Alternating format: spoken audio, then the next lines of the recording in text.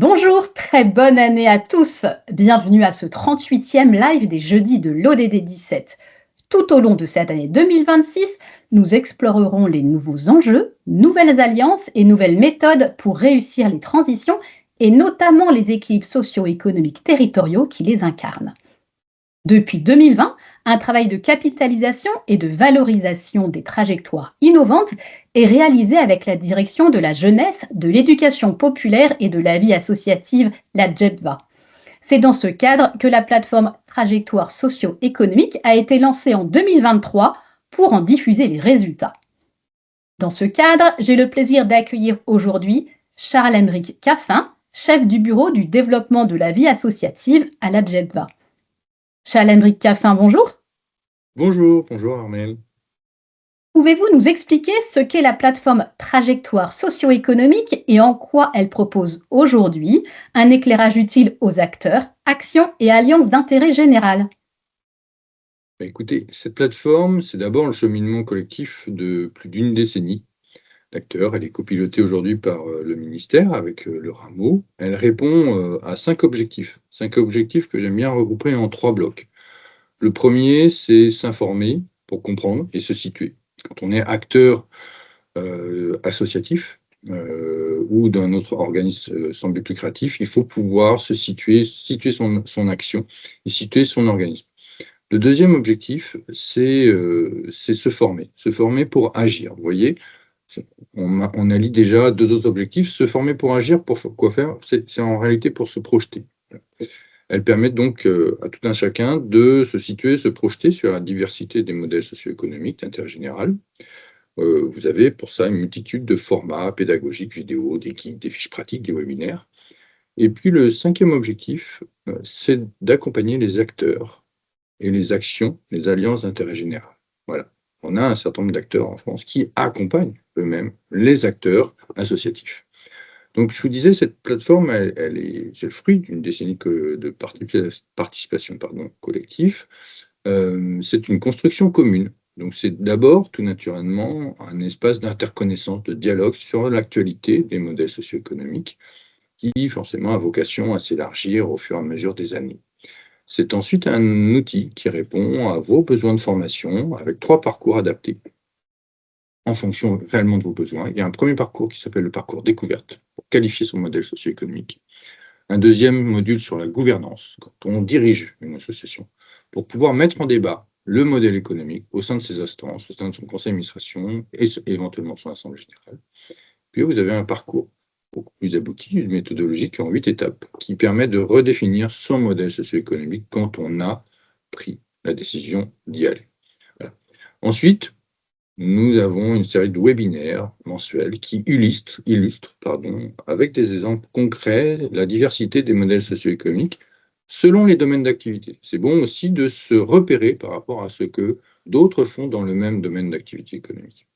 Cet espace sert aussi aux acteurs de l'accompagnement dont je parlais tout à l'heure. C'est une plateforme qui va orienter vers une diversité de ressources pour eux, avec des fiches pratiques typées accompagnateurs. Enfin, cette plateforme, elle a capacité de suivre l'émergence de nouveaux modèles. Parce que les modèles socio-économiques ne sont pas fixés dans le temps. Ce n'est pas du marbre. Au contraire, ils évoluent au jour le jour. Donc, il s'agit là, en réalité, de démonter la valeur créée en commun par les alliances d'intérêt général que les associations et les autres organismes sans but lucratif représentent. C'est un programme qui réussit ensemble la territorialisation des transactions, qui permet de suivre aujourd'hui 81 innovations territoriales au premier kilomètre des besoins. Voilà. Ces écosystèmes territoriaux sont donc suivis avec un réseau de catalyseurs territoriaux. Oui, je retiens donc 3 objectifs finalement de cette plateforme: s'informer, se former, accompagner et puis une plateforme qui se veut évolutive, ce que vous disiez. Tout Cette à fait. plateforme, elle a été élaborée grâce à un pilotage partagé qui associe institutions publiques, réseaux et experts associatifs au sein d'un comité de pilotage multidisciplinaire. Pourquoi finalement ce choix d'une construction collective? Les modèles socio-économiques, par nature, c'est des modèles très complexes, beaucoup plus complexes que les modèles d'entreprise. Et en réalité, on s'est rendu compte il y a maintenant plus d'une vingtaine d'années, quand on a commencé à travailler sur ces sujets, que ce n'est pas l'administration qui avait sacro-saint savoir sur les modèles socio-économiques d'acteurs privés. Au contraire, c'était les acteurs, c'était leurs accompagnateurs, c'était des spécialistes de l'économie, de la finance, d'autres du travail, qui sont en capacité à un moment donné de donner les clés de l'évolution d'un modèle.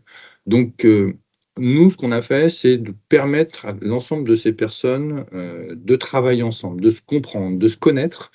Et une fois que les différences sont surmontées, l'expertise, en fait, elle est partagée, qu'elle soit managériale, qu'elle soit académique, stratégique ou publique, peu importe.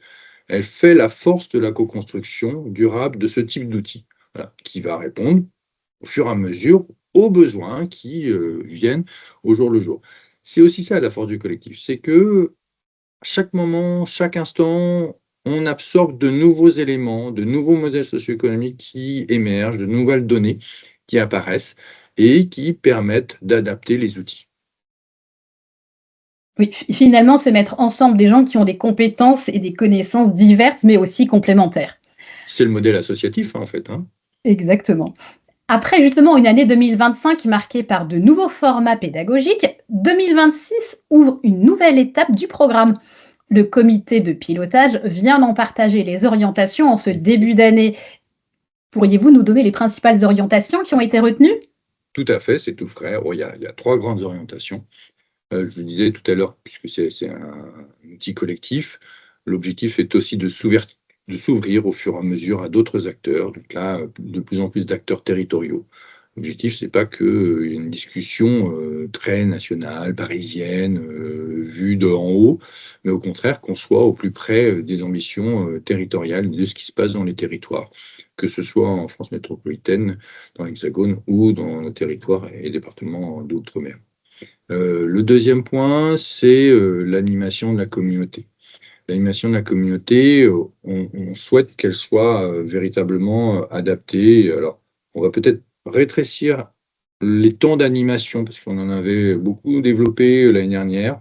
On va certainement avoir moins de webinaires, mais certainement une partie de revues une seule fois dans l'année.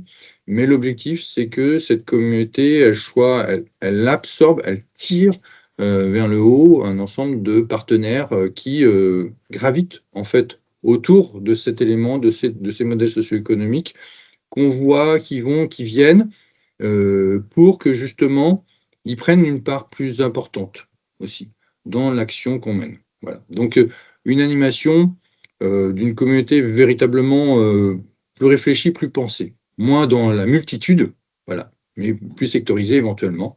Voilà. On aura toujours des jeudis, des 17, une animation hebdomadaire, parce que c'est aussi ça, aussi, il faut que ça vive. Voilà. Mais donc, vous voyez, un deuxième axe un peu particulier. Puis le troisième, c'est en réalité, je vais en parler tout à l'heure, c'est les expérimentations. 81 expérimentations, donc il y a un suivi de ces expérimentations, de ces solutions innovantes au niveau des territoires. Et puis, en lien avec ça, c'est le déploiement de solutions appropriées pour chacun des types d'acteurs. C'est-à-dire qu'on a commencé à construire un certain nombre de formations, d'outils de formation plus adaptés à l'acteur qui vient sur la plateforme. Que vous soyez association, que vous soyez une collectivité territoriale, des agents de l'État ou une entreprise, l'objectif pour nous est que vous trouviez en réalité le chausson adapté à votre pied.